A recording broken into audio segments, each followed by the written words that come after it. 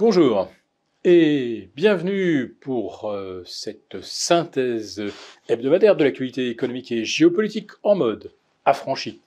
Je salue tous les abonnés de TV Liberté pour cet épisode que je vais intituler Divergence à tous les étages. Mais avant de passer en revue ces divergences, et si on commençait par notre traditionnel 49.3 ?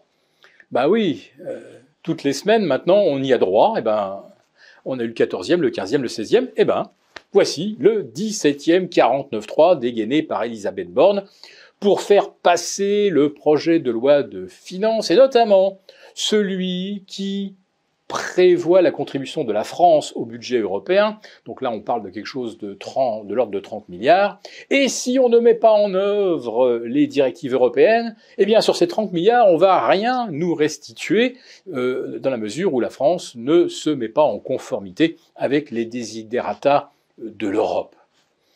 Alors, est-ce que l'Europe nous apporte de l'espoir Est-ce qu'elle est porteuse de projets de relance ? Vous avez compris que c'est tout l'inverse. Au contraire, il va falloir serrer tous les boulons. Et malheureusement, cette austérité budgétaire, ça commence à se voir, à se lire. Tenez par exemple dans les chiffres du chômage. Il remonte de 7,2 à 7,4 pour la fameuse catégorie A. Et on est à près de 17, toutes catégories confondues. Tiens, 17. Mais ça me rappelle quelque chose. Mais oui, figurez-vous, lorsque Emmanuel Macron fut élu en mai 2017, le chômage toutes catégories confondues était déjà à 17 ou 17,5. En fait, seule la catégorie A s'est améliorée parce que cette catégorie a été, si j'ose dire, toilettée et beaucoup de chômeurs catégorie A ont été transformés en catégorie B, en catégorie C, etc., faisant apparaître une baisse apparente du chômage sur une seule catégorie. Autre signe de ralentissement, les achats de logements neufs chutent de moins 40% par rapport à 2022. Voilà, c'est un véritable krach, c'est quelque chose qui est pire que 2020. L'immobilier s'effondre littéralement. On sait bien sûr pourquoi, à cause des taux d'intérêt. Et ces taux d'intérêt, l'État français doit également y faire face pour financer sa dette. Une dette abyssale. Une dette qui fait de nous les otages des Allemands. Et oui, ils acceptent de fermer les yeux sur nos déficits pourvu que l'on adopte des mesures comme par exemple la tarification de l'électricité qui soit conforme aux intérêts allemands.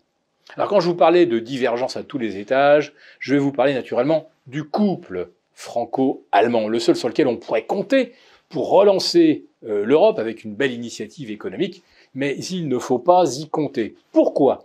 Je vais vous faire une petite liste. Prenez par exemple la demande d'Emmanuel Macron d'un couvre-feu à Gaza, un couvre-feu humanitaire. Olaf Scholz n'en veut pas.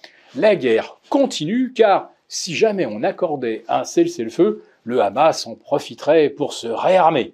Alors on se demande bien comment, auprès de qui, alors que la bande de Gaza est totalement sous blocus et qu'on sait que le Hamas, majoritairement, a déjà fui vers le sud et qu'au nord, il n'y a plus rien que des gravats. La France a des chasseurs à proposer, des systèmes de surveillance aérienne. L'Allemagne, là non plus, elle n'en veut pas. La France voudrait une reprise du dialogue, par exemple au sujet de l'Ukraine. L'Allemagne non plus, elle n'en veut pas. Et la France voudrait aussi qu'on modifie le mode d'évaluation ou de tarification de l'électricité, et l'Allemagne, là non plus, elle n'en veut pas. Et oui, le mix énergétique français, en incluant le nucléaire et toutes les autres énergies, ressortirait aux alentours de 8 € le kilowatt. On va passer à 7 € pour le tarif de gros à Rennes de l'EDF. eh bien, les Français vont payer bientôt 25 €, ce qui devrait lui coûter, alors non pas 8, mais la moitié, on va dire, à 11 ou 12 € le kilowatt. Tout le monde serait content, et surtout les Français pourraient se chauffer cet hiver et ne pas avoir à choisir entre se chauffer, se nourrir et aller au travail en voiture, en covoiturage. Voilà. Donc le couple franco-allemand est au plus mal, et en cette période de début de récession, c'est toute la crédibilité de l'euro qui est en jeu, et cette crédibilité n'existe que grâce au couple franco-allemand. Que se passera-t-il en cas de divorce? Pour vous remercier de votre fidélité, vous pouvez télécharger gratuitement, en suivant le lien ci-dessous, un guide complet sur l'achat d'or physique qui représente un investissement de choix en période économique incertaine et surtout d'inflation. N'oublions pas que depuis un an, l'or a gagné 12%. Merci et à bientôt.